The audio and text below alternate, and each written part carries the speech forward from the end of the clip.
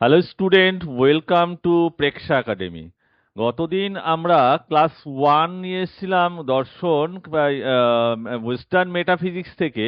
আজ আমরা ক্লাস 2-তে এসেছি পরবর্তী কোশ্চেনগুলোকে নিয়ে। তো শুরু করা যাক।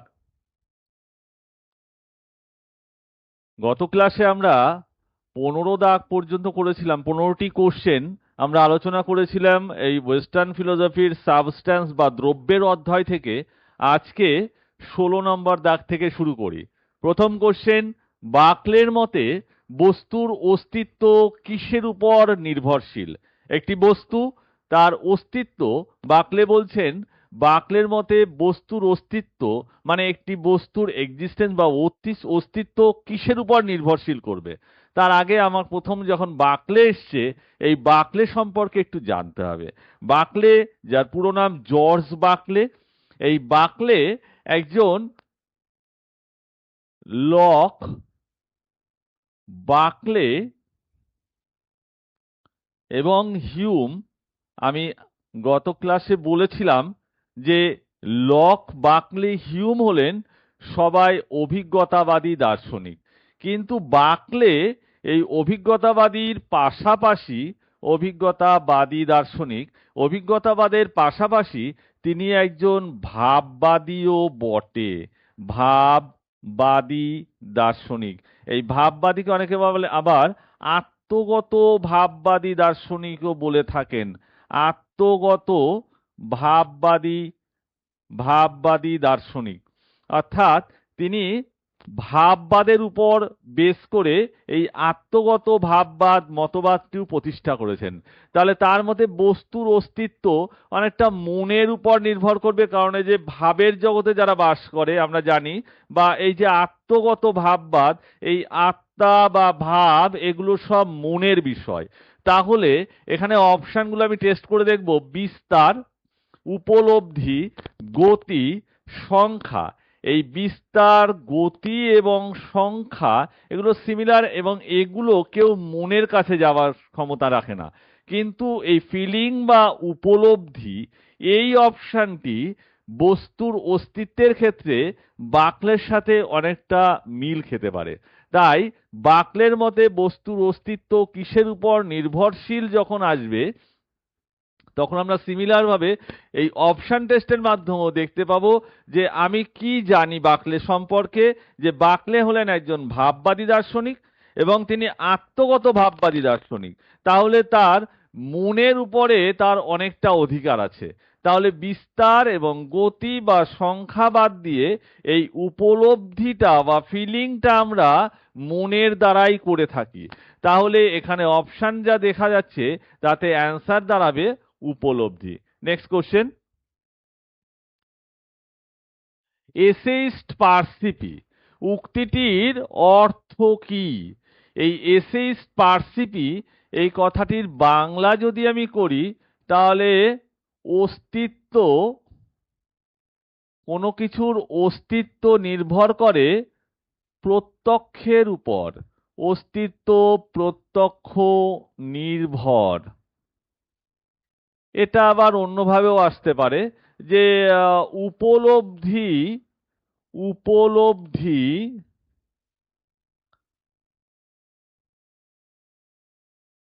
অস্তিত্বের অস্তিত্বের বিষয়।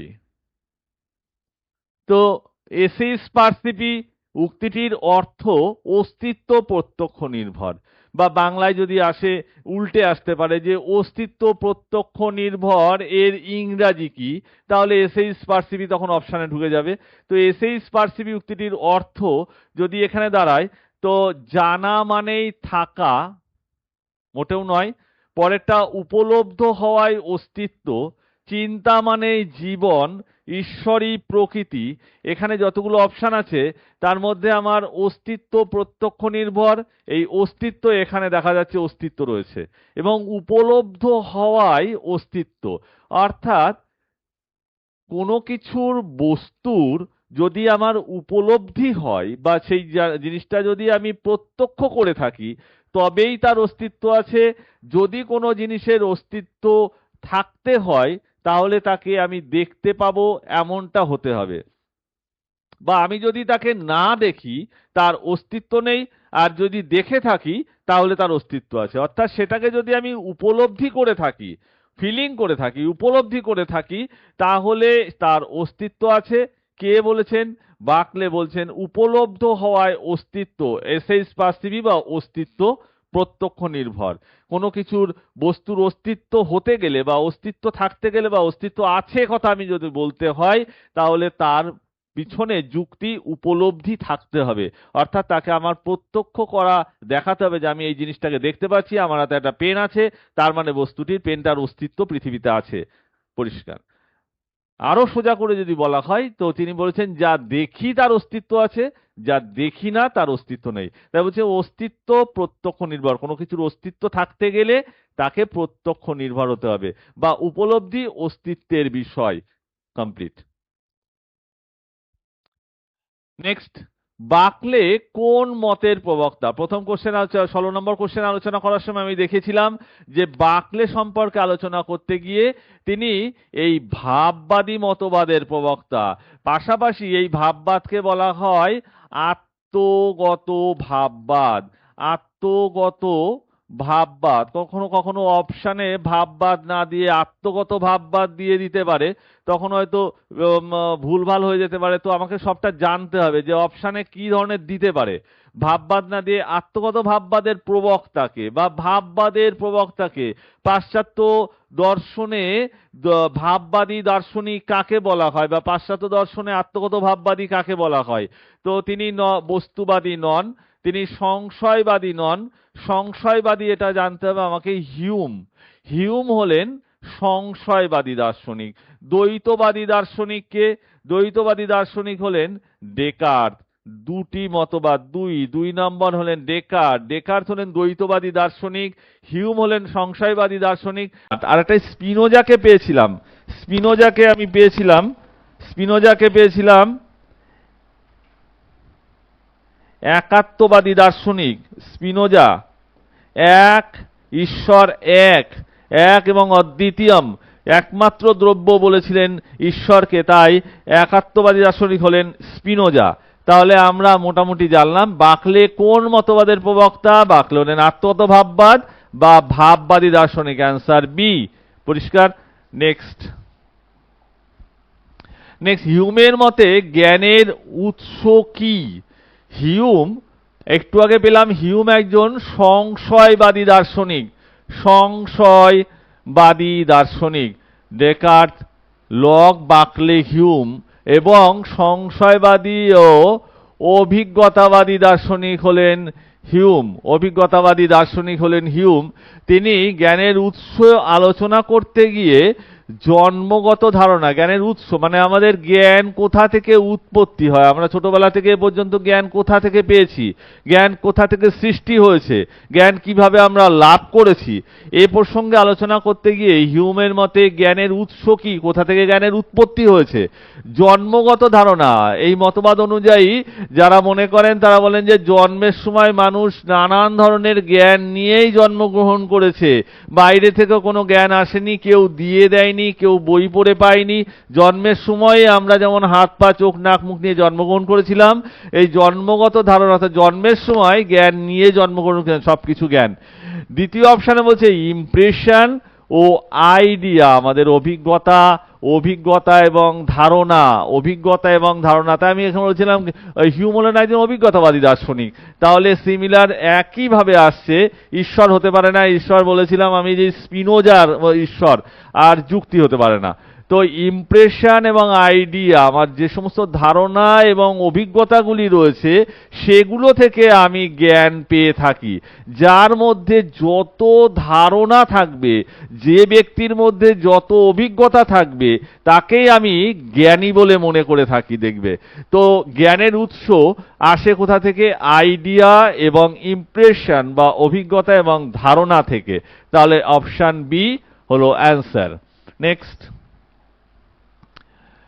হিউম কোন মতের জন্য বিখ্যাত? আমি একটু আগে বললাম একাত্মবাদ, দ্বৈতবাদ, সর্বেশ্বরবাদ নয়, এগুলো আমি বলে দিয়েছি। স্পিনোজা, ডেকার্ত, তাহলে সংশয়বাদী দার্শনিক হলেন হিউম। অর্থাৎ তিনি, বলা হয় তিনি যে কোনো বস্তুকে বললেই আমি বিশ্বাস করে যাব এমন নয়। প্রত্যেক বিষয়, প্রত্যেকটি আলোচনার বিষয়, প্রত্যেকটি বস্তু, প্রত্যেক ব্যক্তিতে আমি যদি সন্দেহ করি, আমি যদি সংশয় করে থাকি, তাহলে দেখবে আমার মনের মধ্যে অনেক কোশ্চেন হবে।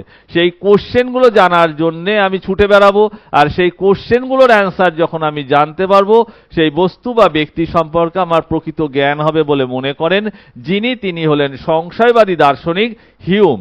হিউম তাহলে একজন অভিজ্ঞতাবাদী দার্শনিক পেলাম, একজন সংশয়বাদী দার্শনিক, দুটো বৈশিষ্ট্য পেলাম। নেক্সট 21 নম্বর, ডেকার্তের মতে ঈশ্বর কি? সীমাবদ্ধ সাবস্ট্যান্স, অর্থাৎ এমন একটা সাবস্ট্যান্স যার ব্যারিকেড করা যায়, যাকে আটকে রাখা যায়, যে এর বাইরে যেতে পারবে না, সীমাবদ্ধ সাবস্ট্যান্স। নেক্সট বলছে অসীম সাবস্ট্যান্স, যাকে এই ব্যারিকেড দিয়ে বা কোনো কিছু দিয়ে আটকে রেখে দেওয়া সম্ভব নয়। আর জড় সাবস্ট্যান্স এবং কাল্পনিক ধারণা। তো ডেকার্তের মতে ঈশ্বর হলেন এমন একজন যিনি এই বিশ্ব ব্রহ্মাণ্ডের সৃষ্টিকর্তা, যার অঙ্গুলি হেলনেই সমস্ত সৃষ্টি হয়েছে। তিনি নিশ্চয়ই কখনো সীমাবদ্ধ থাকতে পারেন না, একটা জায়গায় আবদ্ধ থাকতে পারে না। তিনি হলেন অসীম, নিত্য, অসীম, নিত্য, শাশ্বত।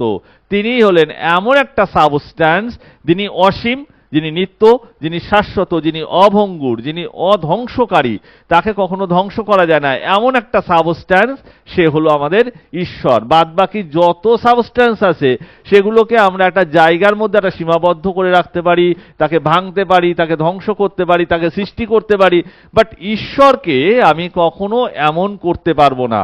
সেই সাবস্ট্যান্সের নাম হলো ঈশ্বর, যিনি কিনা অসীম। পরিষ্কার ডেকার্তের মতে। নেক্সট কোশ্চেন, ডেকার্তের দর্শনকে প্রধানত কি বলা হয়?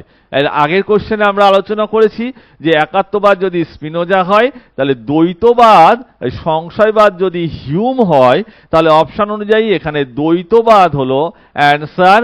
ডেকার্তের দর্শনকে দ্বৈতবাদী দর্শন বলা হচ্ছে। নেক্সট,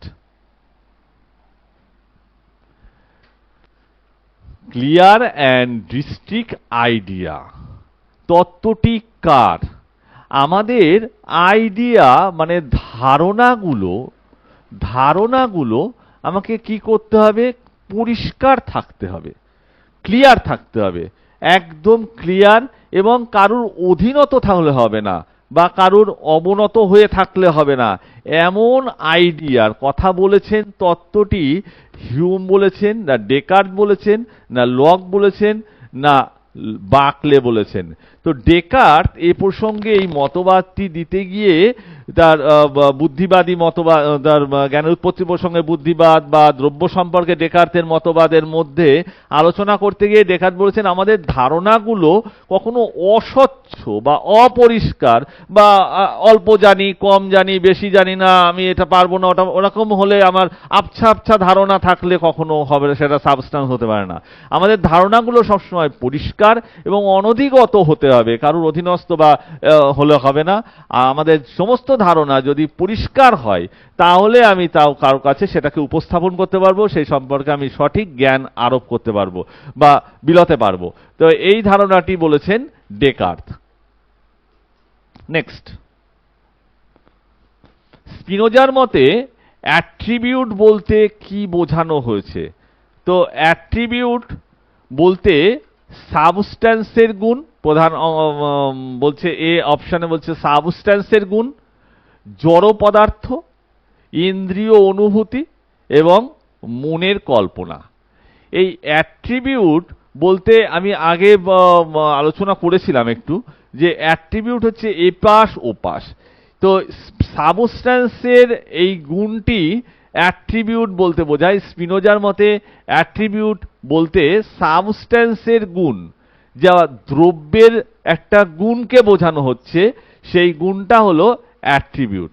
তো অপশন এতে আমরা নেব অ্যাট্রিবিউট সম্পর্কে। নেক্সট, স্পিনোজার মতে মোড কি? মোড হচ্ছে সাবস্ট্যান্সের একটা গুণ। সাবস্ট্যান্স নিজে, সাবস্ট্যান্সের একটা পরিবর্তিত অবস্থা, ঈশ্বর এবং আত্মা।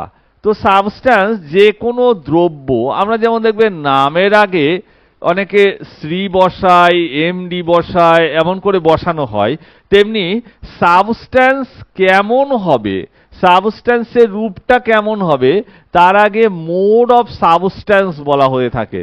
স্পিনোজার মতে এই মোড সম্পর্কে আলোচনা করতে গিয়ে অপশন ওয়াইজ দেখা যাচ্ছে সাবস্ট্যান্সের একটা পরিবর্তিত অবস্থা, অর্থাৎ সাবস্ট্যান্স সেটা পরিবর্তন হয়ে এমন একটা জায়গায় আসলো সেটা মোড সাবস্ট্যান্স হয়ে যায়, বা সেটাকে পরিবর্তিত অবস্থা বলা হয়। অপশন বি হলো অ্যান্সার এখানে। Next, whatever is in God, উক্তিটি কার দর্শনের সঙ্গে যুক্ত? whatever is in God, ভগবান, উক্তিটি বা ঈশ্বর সম্পর্কে উক্তিটি দর্শনের সঙ্গে যুক্ত। কোন দর্শনের সঙ্গে যুক্ত? তো আমরা প্রথম 15টা কোশ্চেনের মধ্যে যত জায়গায় পেয়েছি ঈশ্বর সম্পর্কে আলোচনা, দেখবে ঈশ্বর সম্পর্কে আলোচনার ক্ষেত্রে সেখানে স্পিনোজা সম্পর্কে আলোচনা পেয়েছি, কিন্তু প্রকৃত অর্থে গড কি সেটা সম্পর্কে আলোচনা করেছেন স্পিনোজা, লাইবনিজ, হিউম এবং লক। গডের বা ঈশ্বরের তত্ত্ব নিয়ে আলোচনা করেছেন, যে মনাড বা চিৎ পরমাণুতে আমরা পেয়ে থাকি।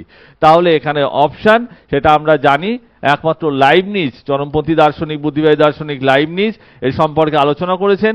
তাই অপশন ওয়াইজ যেটা বি তে হবে right answer. Whatever is in God, উক্তিটি কার দর্শনের সঙ্গে যুক্ত?